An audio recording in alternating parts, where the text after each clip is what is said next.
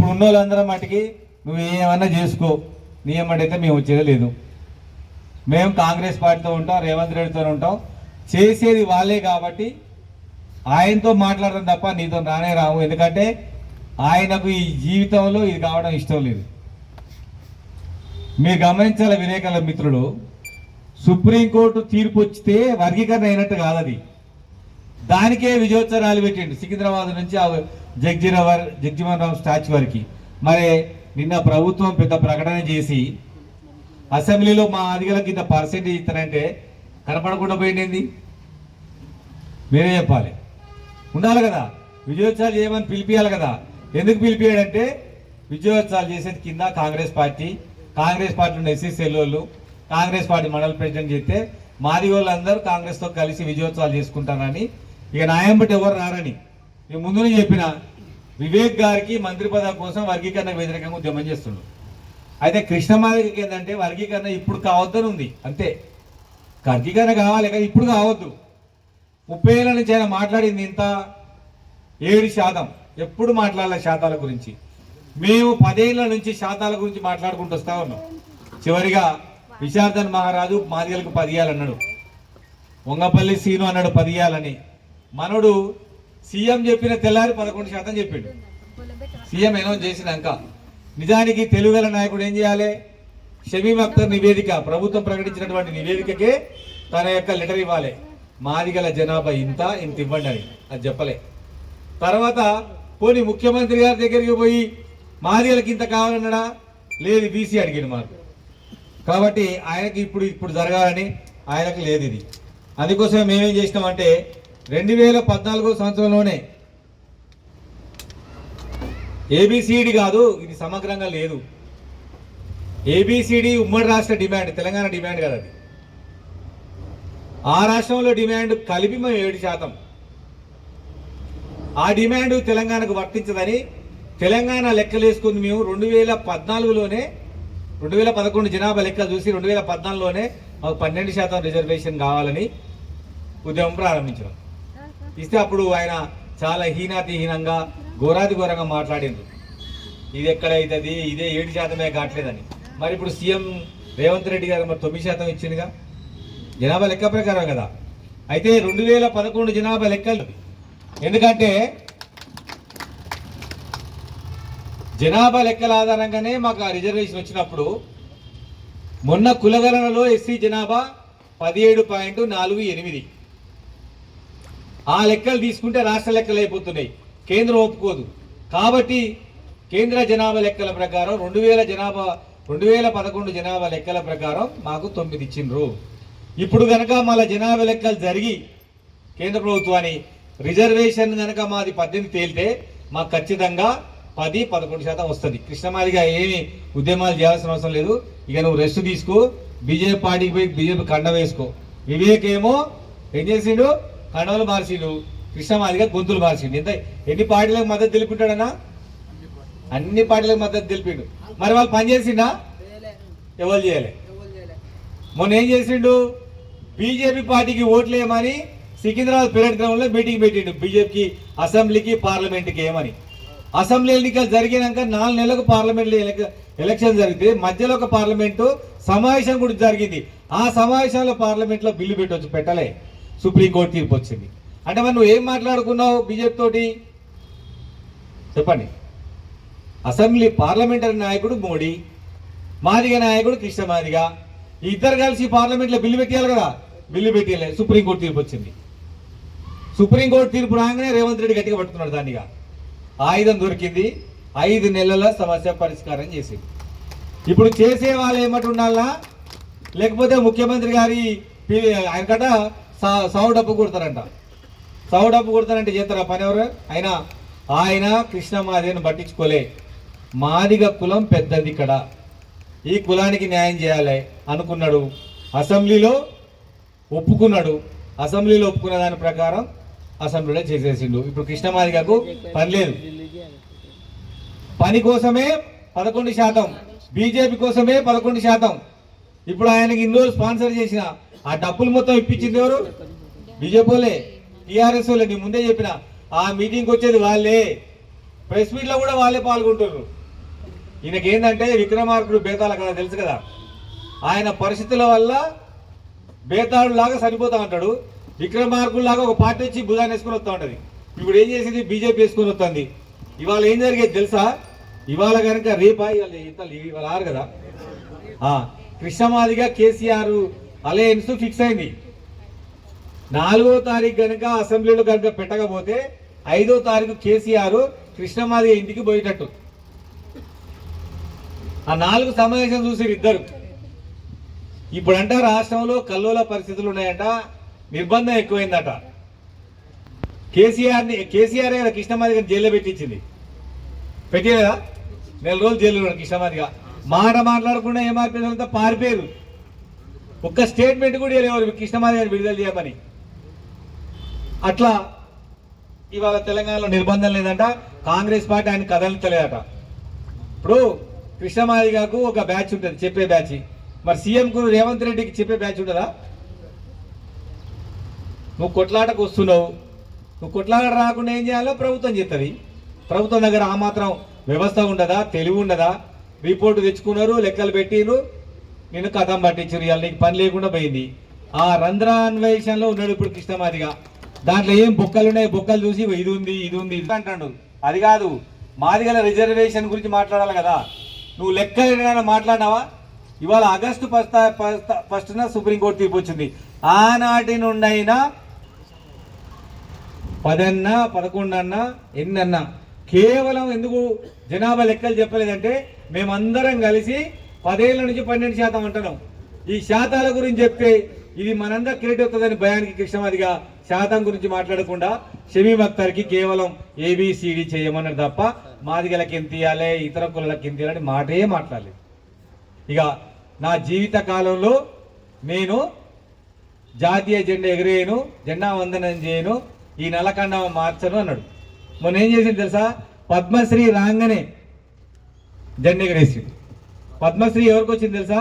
మన తెలుగు రాష్ట్రాలలో కిన్నెర కొట్టుకునే ఆయనకు వచ్చింది. ఒక ఆయన కిన్నెర మొగలయ్య తెలుసు కదా, కిన్నెర మొగలయ్య, ఇంకొక ఆయన డక్కలాయన, లాస్ట్కి అది. తర్వాత పాకి పని చేస్తే ఒక ఆయనకు రామన్ మెగసెజ్ అవార్డు వచ్చింది. రాత్రికి లాస్ట్కి బ్రహ్మానందానికి కూడా పద్మశ్రీ వచ్చింది. దానికి మీ ఈ అవార్డు వెనకాల 30 ఏళ్ళ శ్రమ ఉందంటే తెలంగాణ ఉద్యమంలో కేసీఆర్ ఇంట్లో మాత్రమే ధనం ఉంది, మాదిగ ఉద్యమంలో కృష్ణమాదిగ ఇంట్లోనే ఉంది ధనం. ఎంత ధనం అంటే కృష్ణమాదిగకున్న ధనాన్ని మీరు చెప్తే పరిశీలన అయితే 500 కోట్లు ఆస్తుంటుంది ఆయనకు. సిపిఎం వాళ్ళు జింపుకున్నట్టుగా అంగిలాకి జింపుకొని బయటకు వస్తాడు రోడ్డు మీదకి. కృష్ణమాదిగ ఆస్తి 500 కోట్లు ఉంటుంది. ఎందుకు చెప్పనా, ఇప్పటి వరకు 1994 ఎన్నికలు అయినాక ఆయన ఉద్యమం ప్రారంభించిండు. ప్రతి ఎన్నికలలో పార్టీలకు అమ్ముడు పోయిండు. మీరు ఏ ఎన్నికలను తీసుకోండి, ఒక వ్యక్తి ఎన్నికల్లో పోటీ చేయకుండా ఆయనకు మద్దతు తెలుపుతున్నా అంటే ఎందుకు మద్దతు తెలుపుతావు నువ్వు? 1 2 ఏబిసిడి అని ఆయన చేయాలి, లేదా నీకు డబ్బులన్నీ ఇవ్వాలి. ఇప్పటివరకు ఏబిసిడి ఎవరు చేయలే కదా, ఏం చేసి ఉంటాడు మరి? అయిపోయా. ఇక మళ్ళీ ఆయన చెప్తాడు, నేను ఢిల్లీ పోయేటప్పుడు ట్రైన్లో పోయేటప్పుడు బాత్రూమ్ పక్కన పడినా, నాకు బట్టలు లేకపోతే దుప్పట్లు లేకపోతే పేపర్లు వేసుకొని రోడ్డు మీద పడినా, లాడ్జీలలో బండినా, నాకు అన్నం పెట్టలేదు, నేను అన్ని చెప్తాడు మొత్తం. ఇప్పుడు ఇంట్లోనే 7 కార్లు ఉన్నాయి ఇంట్లో. ఇప్పుడు డీడీ నగర్లో ఇల్లు కడుతుండు, 10 కార్లు పెట్టేటట్టుగా ఇల్లు డీడీ నగర్ కార్లా. రేపు మా అప్ప ఫోటో పెడతాం మేము, ఇదే కృష్ణమాదిగ ఇల్లు అని. మరి ఎట్లొచ్చింది ధనం అంతా? అమ్ముడు పోయినా కాబట్టే. అన్ని పార్టీలకు అమ్ముడు పోయింది. ఇప్పుడు బీజేపీకి ఏజెంట్ ఎవరంటే కృష్ణమాదిగ తెలంగాణ రాష్ట్రంలో పక్కా ఏజెంట్. మాది వాళ్ళందరికీ నచ్చని పార్టీ బీజేపీ పార్టీ. ఎవరైతే మనల్ని చంపేటోళ్ళు ఉండరో వాళ్ళ సంకరణ చేరి అక్కడి నుంచి మాట్లాడుతుండే నేను ఏబిసిడి చెప్తా, మనకు రాజ్యాధికారం చెప్తా అని. మనకి ఇష్టం లేని వాళ్ళు వాళ్ళు. బీజేపీ పార్టీ మన రిజర్వేషన్లకు వ్యతిరేకం. బీజేపీ పార్టీ ఏం చెప్తుందంటే నేను వస్తా, మీరు డబ్బులు కొట్టండి అంటది కదా. మీరు బట్టలు వేసుకోవద్దు అంటది. మనం ఏం బట్టలు వేసుకోవాలని వాళ్ళు చెప్పాలి. ఏ దేవుని మొక్కాలో కూడా ఆడే చెప్తాడు కదా. కాబట్టి ప్రియమైన సోదరులారా, ఇక కృష్ణమాదిగని మనం నమ్మొద్దు. ఎప్పుడు నమ్మాలి తెలుసా? మోడీ దగ్గరికి పోయి పార్లమెంటులో బిల్లు పెట్టించినప్పుడే. ఎందుకంటే సికింద్రాబాద్లో ఓట్లు వేయించుకున్నాడు కదా, ఓట్లు వేయించుకున్నప్పుడు ఏం చేయాలి? పార్లమెంట్లో బిల్లు పెట్టాలి. కృష్ణమాదికి నిపుణులు నమ్మాలి. పార్లమెంట్లో బిల్లు పెట్టినప్పుడే మోడీతోటి, మోడీ ఏజెంట్ ఆయన, దళితుల పైన దేశవ్యాప్తంగా ఎక్కడ దాడులు జరిగితే మాట్లాడు, కుంభమేళ దాని గురించి మాట్లాడు, దళితుల పైన దాడి, కుంభమేళాలో ఒక దళిత యువతి పురాణం వింటానికి పోతే ఆ అమ్మాయిని రేప్ చేసి చంపారు, దాని గురించి మాట్లాడు. మణిపూర్ సంఘటనలో కొట్టుకుంటారు, దాన్ని చూడు, మాట గురించి మాట్లాడి. ఈయనే 2002వ సంవత్సరంలో మోడీకి వ్యతిరేకంగా నిజాం కార్యాలయంలో మీటింగ్ పెట్టిండు. గోద్రా సంఘటన తర్వాత మోడీకి వ్యతిరేకంగా ఆయననే కౌగులించుకున్నాడు సికింద్రాబాద్లో, ఆయనే పిలిచిండు కదా. రెండోది ఇప్పుడు అంటే డప్పులు కార్యక్రమం వాయిదా వేసిండు, కొనడం మాత్రం ఆపొద్దంట. డబ్బులు ఉన్నారు కదా, మొన్ననే మా కాడ సాగుంది రానంటే ఆ డబ్బులు పట్టుకొని పోవాలి. ఇది మా పరిస్థితి. ఇంకా నేనేమంటున్నానంటే అది అమరావతిలో కొట్టు, అది బీజేపీ పాలిత రాష్ట్రాల్లో కొట్టు, ఢిల్లీ మీద కొట్టు, ఆడపోవాలి కదా. ఇక్కడేం పని ఉంది ఇంకా చెప్పండి. నువ్వు ఏది అడిగితే రేవంత్ రెడ్డి 9 ఇచ్చిండు, రేపు రిజర్వేషన్ పెరిగితే 10 ఇస్తాడు, రేపు మళ్ళీ ఈ రిజర్వేషన్ పెరిగితే 11 ఇస్తాడు. ఇక ఇక్కడే పని. ఇంకా ఆల్రెడీ రాష్ట్రాలు చేసుకోవచ్చామని చెప్పి సుప్రీంకోర్టు చెప్పింది కదా. రిజర్వేషన్ పెరగగానే మన శాతం పెరుగుతుంది, మనం అడగామా మనం, అయిపోద్ది. నేను మళ్ళీ చెప్తున్నా మీకు, ఎన్నికల నాటికి అంటే ఇంకా 2-3 ఏళ్ళ తర్వాత ఉంటాయి కదా, ఖచ్చితంగా 9-10 అవుతుంది రాసుకోండి మీరు. 9%, 10% అయితే అప్పుడు వాళ్ళే ఇస్తారు మనకు. కాబట్టి దయచేసి కృష్ణమాదిగా నీ డబ్బులు అమరావతిలో కొట్టాలి. ఆడికన్నా ముందు పోయి చంద్రబాబు నాయుడు చెప్పాలి, సార్ మా రాష్ట్రంలో మా జనాభా ఇంత ఉంది, మాకు ఇంత ఇవ్వండి అని చెప్పాలి. మళ్ళా నువ్వు సైలెంట్గా ఉన్నావు అంటే ఏమైంది? నష్టం జరుగుతుంది. నాయకుడు పోయి ముందే చెప్పుకోవాలి కదా. కాబట్టి ప్రియమైన స్నేహితులారా, ఈ రానున్న రోజులలో మనం దీన్ని దక్కించుకోవడం కోసం అన్ని ఊర్లు తిరిగి దీన్ని ఎస్టాబ్లిష్ చేద్దాం. ఫస్ట్ అయితే 9 తీసుకుందాం, మరి రిజర్వేషన్ పెరిగితే 10 తీసుకుందాం, 11 వరకు తీసుకుందాం. అప్పటి వరకు మనకు వచ్చే విద్య ఉద్యోగ రంగాలలో అవకాశాలు అందిపుచ్చుకొని మనం అందరం కూడా డప్పులు చెప్పులు కొట్టకుండా సూట్లు బూట్లు వేసుకొని తిరగాలని మీ అందరి కోరుకుంటూ ఈ అవకాశం ఇచ్చిన మీ అందరికి కూడా పేరున జబీని తెలియజేస్తూ ముగిస్తా ఉన్నాం. మాదిగలకు 9% ఇచ్చినటువంటి రేవంత్ రెడ్డి గారికి ధన్యవాదాలు తెలియజేస్తా ఉన్నాం. రేపటి నుంచి తెలంగాణ రాష్ట్రంలో 100 నియోజకవర్గాల్లో 9% రిజర్వేషన్ 9% రిజర్వేషన్ విజయవంతానికి మరి విజయోత్సవ సభలని పెట్టుకుంటామని కూడా ఈ సందర్భంగా తెలియజేస్తా ఉన్నాం. ముఖ్యమంత్రి గారికి యావత్తు తెలంగాణలో ఉన్నటువంటి మాదిగ జాతి ఎప్పుడు రుణపడి ఉంటుంది. 30 ఏళ్ల ఉద్యమాన్ని 5 నెలలలో మరి ముఖ్యమంత్రి గారు చేసి చూపించిండ్రు. చేవెళ్ళే మేనిఫెస్టోలో కాంగ్రెస్ పార్టీ ఇచ్చినటువంటి హామీని నెరవేర్చినందుకు పార్టీ కూడా ధన్యవాదాలు తెలియజేస్తా ఉన్నాం. అదేవిధంగా మాదిగలకు కూడా మంచి అవకాశాలు ఇవ్వాలని ముఖ్యమంత్రి గారిని కోరుతా ఉన్నాం. మరి ఎస్సీ రిజర్వేషన్లు మరి కేంద్ర కులగణన ద్వారా జరిగితే మాకు 1%, 10% పెంచాలని కూడా రాష్ట్ర ముఖ్యమంత్రి గారు కోరుతా ఉన్నాం. మరి కొంతమంది నాయకులు ఇంకా 11% రావాలని మాదిగ జాతిని కాంగ్రెస్ పార్టీకి వైపు పోకుండా బీజేపీ పార్టీకి తీసుకుపోయే ప్రయత్నం చేస్తూ ఉన్నారు. అటువంటి కుటిల యత్నాన్ని మేము భగ్నం చేస్తాం. ఇక నీ ఆటలు తెలంగాణలో సాగవు, నీ బీజేపీ ఏజెంట్ రాజకీయాలు తెలంగాణలో ఉండవని ఆర్ఎస్ఎస్ని నిన్ను మొత్తం కూడా తెలంగాణ జాతి ఖచ్చితంగా వెంటాడుతుందని సందర్భంగా తెలియజేస్తున్నా. రేపు ఏ అవకాశం వచ్చినా లోకల్ బాడీలో మరి గ్రామ పంచాయతీ, జెడ్పీటీసీ, మున్సిపల్ ఎన్నికల్లో మాదిగ జాతి మొత్తం కూడా రేవంత్ రెడ్డి గారు వెంట ఉంటుందని కూడా ఈ సందర్భంగా తెలియజేస్తున్నా. 100 నియోజకవర్గాలలో విజయోత్సవ సభలని జయప్రదం చేయాలని మాదిగ సంఘాల ఐకాసా నాయకులందరికీ కూడా పిలుపునిస్తా ఉన్నా. రాష్ట్రంలో మాదిగలకు 9% రిజర్వేషన్ ఇచ్చినటువంటి కాంగ్రెస్ పార్టీకి ముఖ్యంగా ముఖ్యమంత్రి రేవంత్ రెడ్డి గారికి ధన్యవాదాలు తెలియజేస్తా ఉన్నాం. ఎన్నో ఇబ్బందుల కోర్చి, ఎన్నో ప్రెజర్ల కోర్చి మాదిగ జాతికి ఇచ్చినటువంటి మాట మీద నిలబడ్డటువంటి రేవంత్ రెడ్డి గారికి ప్రత్యేక ధన్యవాదాలు తెలియజేస్తున్నాం. రేపటి నుంచి తెలంగాణ రాష్ట్రంలో 100 నియోజకవర్గాల్లో 9% రిజర్వేషన్ ఇచ్చినందుకు ధన్యవాదాలు తెలియజేస్తూ మరి వారోత్సవాలు చేయడానికి మేము నిశ్చయించుకున్నాం. అన్ని నియోజకవర్గాల్లో ఈ సభలను జయప్రదం చేయాలని మాదిగ జాతికి విజ్ఞప్తి చేస్తూ ఉన్నాం. కొంతమంది 11% రిజర్వేషన్ ఇవ్వాలని మాదిగ జాతిని బీజేపీ వైపు తీసుకోవాలని కుట్ర చేస్తూ ఉన్నారు. రేపు జరగబోయే లోకల్ బాడీ ఎన్నికల్లో గ్రామ పంచాయతీ, మండల పరిషత్తు, జిల్లా పరిషత్ ఎన్నికలు కావచ్చు, మున్సిపల్ ఎన్నికల్లో మాదిగ జాతి మొత్తం కూడా రేవంత్ రెడ్డి వెంట ఉంటుందని ఈ సందర్భంగా తెలియజేస్తా ఉన్నా. సుధీర్ పైకిరా. మన బాగారా లక్ష్మణ రానా రావాయి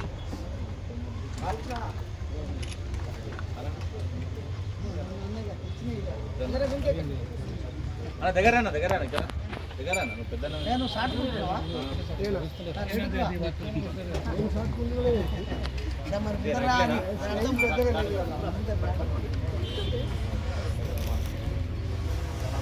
జై మాదిగా, జై మాదిగా, జై మాదిగా, జై మాదిగా,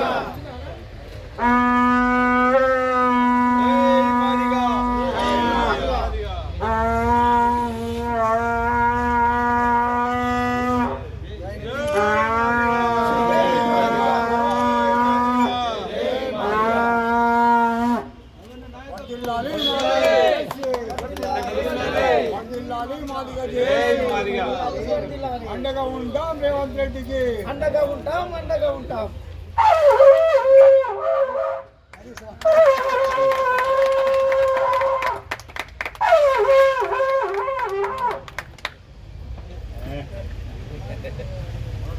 అన్న రాణి అందరూ ఫోటో తీసారు రాణి. తెలంగాణ